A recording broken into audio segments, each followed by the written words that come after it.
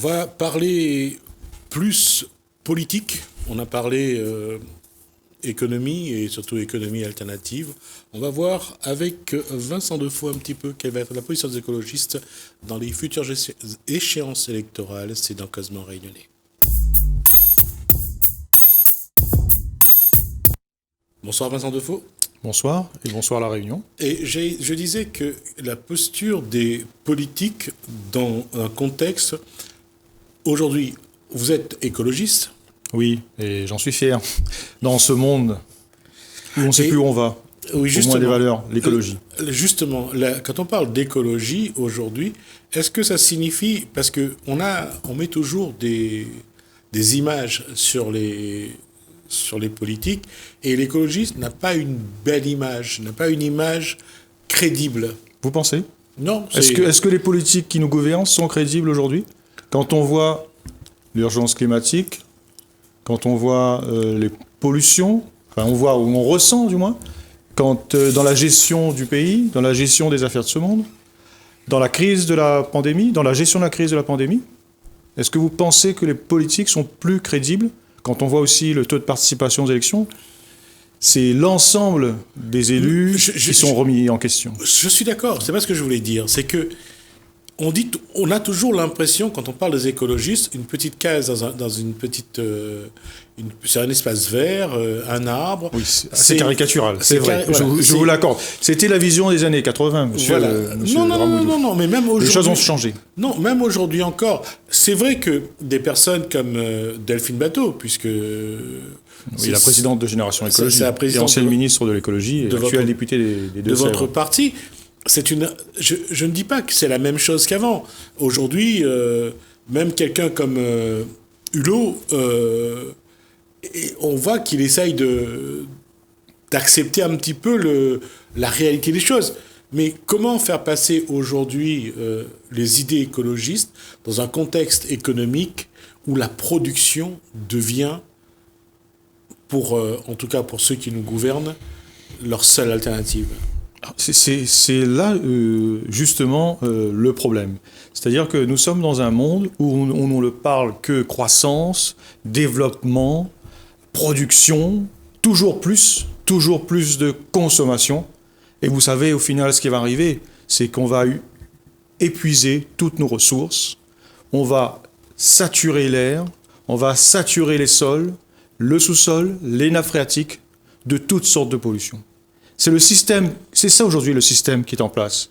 Et nos politiques, nos dirigeants, qu'ils soient politiques ou économiques, nos élus, sont largement responsables.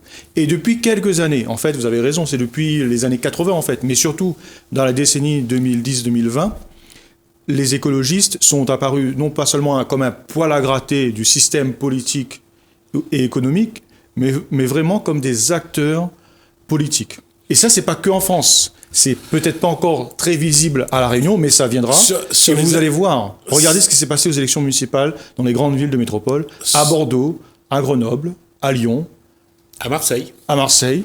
Après Marseille, il s'est passé ce qui s'est passé. Non. Mais le maire, la majorité c'est elle qui est écologiste. Ouais. Avec donc une participation active de Génération Écologie dans l'ensemble de ces villes. Donc ça veut dire que aujourd'hui, les citoyens sont conscients des enjeux écologiques, des enjeux climatiques, des risques aujourd'hui qui pèsent sur notre environnement, sur la biodiversité, des risques sanitaires. Et encore une fois, la pandémie de la Covid-19 a montré les limites de notre système. Aujourd'hui, finalement, ce que veulent les gens, c'est vivre, bien vivre, dans un monde qui est de plus en plus difficile, où on nous impose certaines normes. Et il est temps aujourd'hui, peut-être, sûrement, en tout cas moi je milite pour, changer les normes en vigueur pour plus d'écologie bien sûr, mais ça veut dire quoi aussi ? Plus de démocratie et avoir une autre vision du monde basée plus sur l'épanouissement personnel et l'épanouissement du collectif. Si on revient sur les années 80, l'Allemagne en Europe était un petit peu le porte-drapeau de l'écologie. Si on regarde du côté de l'Amérique, l'écologie à ce moment-là avait une part assez importante. avant que dans les années 80 arrive cette puissance productive économique concernant que ce soit le blé ou autre oléagineux que produisaient les États-Unis, là, on voit que l'écologie a baissé pavillon à un moment ou un autre devant une réalité économique. C'est une interprétation, M. Ramoudou. Je pense qu'au contraire, aujourd'hui, l'écologie est en vogue. Non, et c'est vrai que nous sommes dans un système qui est à bout de souffle du système productiviste. Regardez encore dans la presse, on parle des pesticides, des herbicides qui sont répandus dans nos champs. Et donc, ce système-là, c'est pourquoi c'est la course à la production. On veut toujours plus produire dans nos champs, ou même parfois dans nos vergers, ou même dans nos jardins, alors qu'en fait, il faut simplement vivre avec la nature. Et ne pas courir derrière cette production à outrance qui finalement fait plus de mal qu'autre chose, plus de mal à la plantation, mais aussi plus de mal à l'environnement, à la biodiversité et aussi à la santé humaine. Vincent Defaux, sur ce qui est aujourd'hui, et ce que vous avez dit, je ne contredis pas, vous avez raison. Mais je veux dire, quand arrivé à la fin des années, à la fin de ce XXe siècle, l'écologie a essayé, 20 ans après, l'écologie s'est refait une santé, mais à la fin des années 1900, là, il faut reconnaître une chose, le monde était vraiment dans un système de consommation mis en place par les systèmes économiques qui marchaient bien, sauf qu'aujourd'hui, ce système économique est arrivé à bout de souffle, ça, vous l'avez dit tout à l'heure. La question aujourd'hui, c'est que la prise de conscience, d'ailleurs, aujourd'hui, on voudrait ramener le nombre de personnes sur Terre à 7 milliards pour permettre à la Terre de souffler mieux, pour permettre de mieux gérer les richesses naturelles. Il y a une volonté affichée de ramener la population à 7 milliards. Donc, il y a une prise de conscience. Alors, sur la question démographique, il y a une question assez lancinante et qui fait débat, fait polémique même, pas seulement chez les écologistes. Il faut savoir que qui c'est qui pollue le plus ? Les principaux pollueurs, sont pas les pays pauvres où il y a les familles ont beaucoup d'enfants. Ce sont les grands pays que vous avez cités tout à l'heure, les États-Unis, la Chine, l'Europe, l'Inde aussi. Faut le dire, oui. Mais dans les pays d'Afrique ou les pays d'Amérique du Sud, ne sont pas les pays les plus grands pollueurs de la Terre. Il faut aussi remettre les choses à l'endroit. Je dirais que la pollution est liée au niveau de richesse des pays. Ça, c'est une réalité. Et ce qu'il faut faire, et pour que les choses soient le meilleur possible du monde, c'est effectivement qu'on réduise nos consommations et aussi les émissions de gaz à effet de serre partout dans le monde, mais surtout dans les pays développés. Parce que c'est cette émission de gaz à effet de serre qui pollue notre environnement, mais qui a aussi, et ça il faut le rappeler, un effet direct qui concerne le réchauffement climatique. 2020 était l'année la plus chaude du monde jamais enregistrée. On voit souvent des images de banquises donc au pôle qui fondent, mais ça veut dire aussi que localement, à La Réunion, c'est quoi le réchauffement climatique ? C'est les périodes de sécheresse les plus longues qu'on ait jamais vues, y compris dans les endroits traditionnellement, comme dans l'est de l'île, où Grand Étang, oui, effectivement, où il pleut régulièrement. Aujourd'hui, il pleut de moins en moins. C'est aussi le risque cyclonique qui sera peut-être moins fréquent, mais avec une intensité beaucoup plus élevée. Et les Réunionnais doivent prendre en considération tous ces risques climatiques et finalement adopter une posture de résilience. Nos sociétés doivent s'adapter à ce risque climatique, à ce risque écologique. Mais quand vous êtes confronté, bon, là, il s'en va dans 5 jours, il est déjà parti d'ailleurs, Trump. La question des accords de Paris vous voyez bien que les êtres humains sont tellement abrutis par moments que lorsqu'on leur demande de faire un effort pour la Terre, ils pensent qu'à l'argent.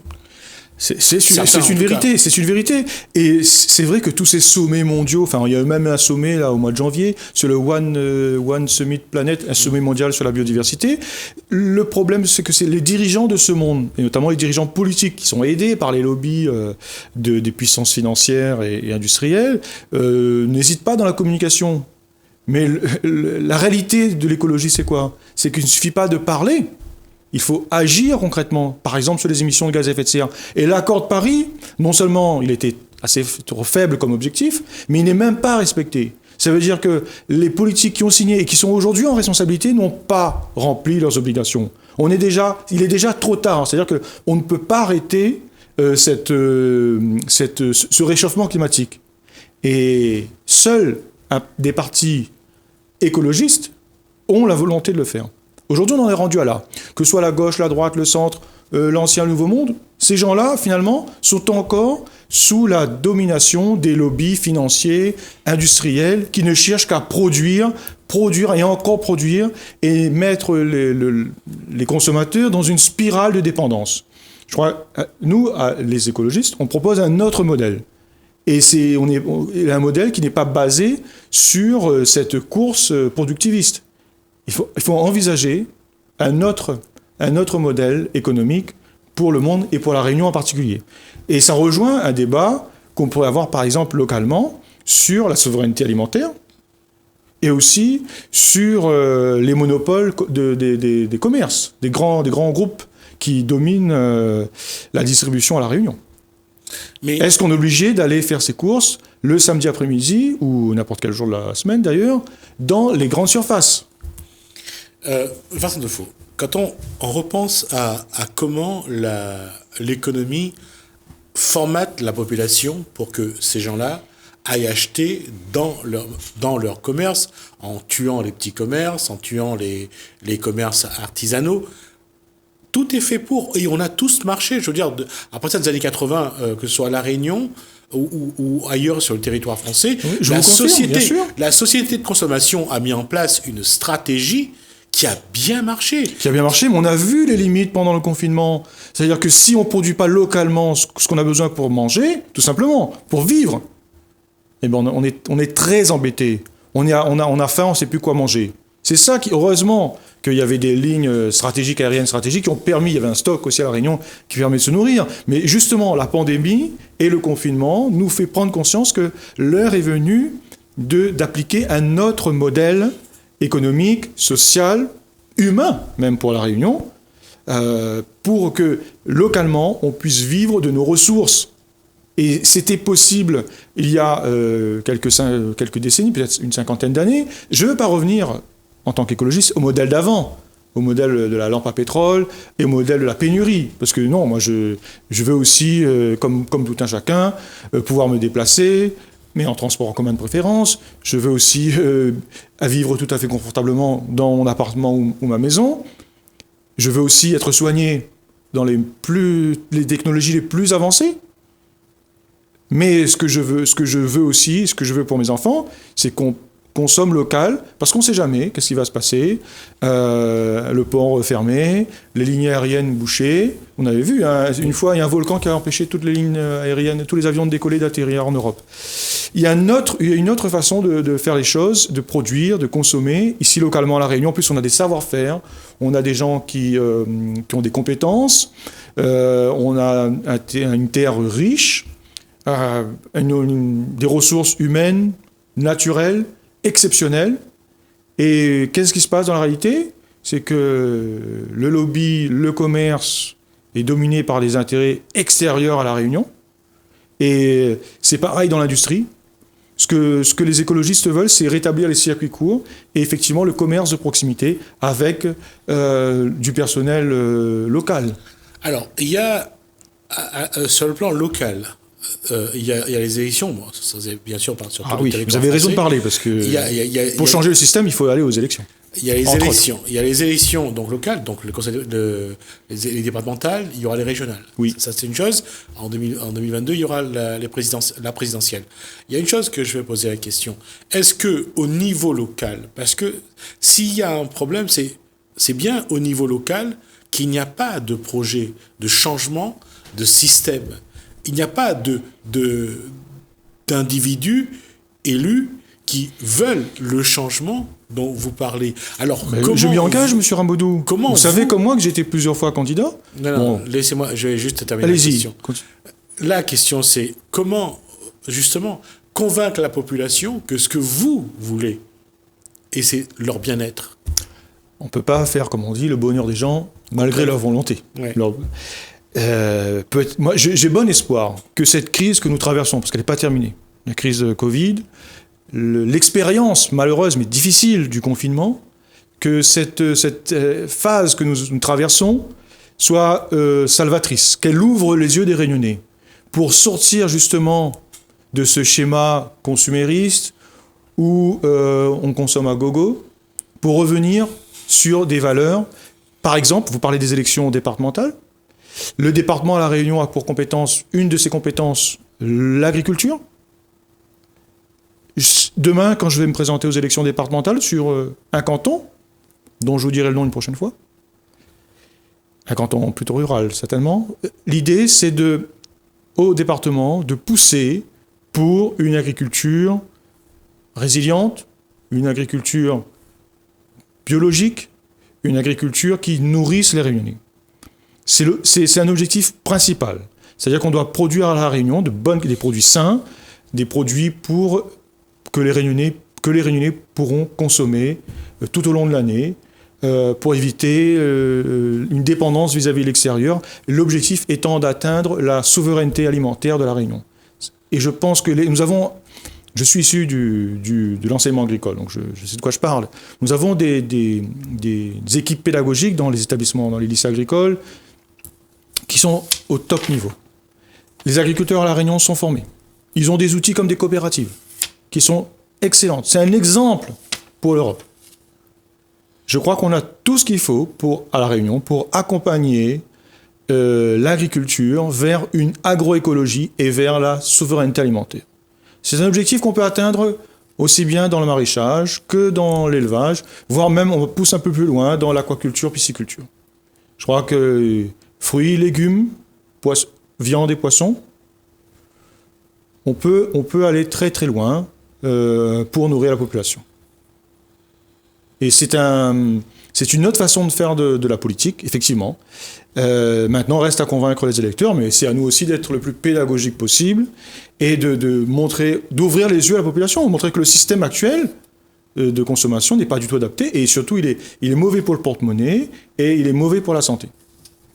Mais là, il faudra quand même convaincre, parce que même si la population est pour ce genre pour une grande partie de la population, d'accord pour un environnement plus propre, plus écologiste, plus sain surtout pour la santé, oui.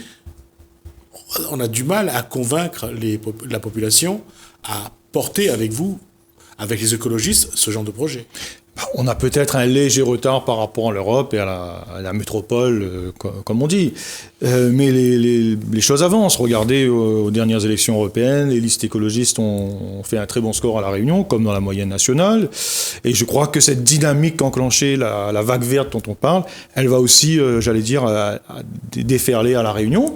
Et on pourra mettre en place ces projets. Et surtout, on va montrer notre sérieux qu'économiquement, c'est viable. Parce que le modèle qui est aujourd'hui en place, économiquement, ça ne tient pas beaucoup la route. Regardez, l'État, par exemple, il est obligé de, faire fonctionner la machine à billets pour donner des subventions, parce que tous les secteurs économiques, depuis l'industrie jusqu'à la culture, sont en crise avec donc ce Covid. Donc aujourd'hui, on peut réorienter notre économie vers une économie plus saine, vers une agriculture plus saine, pour nourrir la population réunionnaise.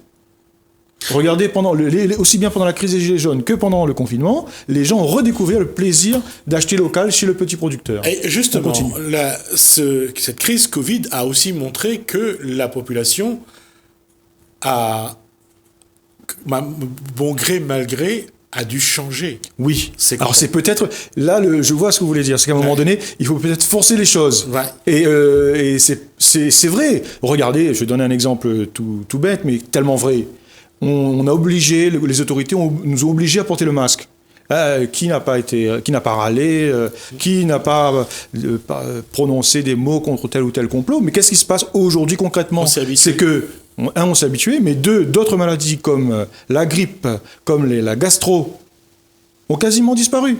Puisqu'on se protège aujourd'hui, on n'a pas de position, on se serre pas la main, donc effectivement, on n'échange pas nos microbes. Bon, c'est vrai que socialement, c'est plus difficile, on garde nos distances, mais on voit le résultat. Et c'est vrai que dans certains pays, notamment en Asie, ça fait très longtemps, bon, c'est vrai qu'on dit qu'ils sont entre guillemets plus disciplinés, ça fait très longtemps qu'ils ont pris cette habitude de se mettre un masque sur le visage, et donc les résultats finalement sont tangibles assez rapidement. Et on verra peut-être dans quelques temps qu'au niveau de la sécurité sociale, les comptes ne seront pas si mauvais que ça qu'on fera les analyses, où certaines maladies ont quasiment disparu pendant quelques mois.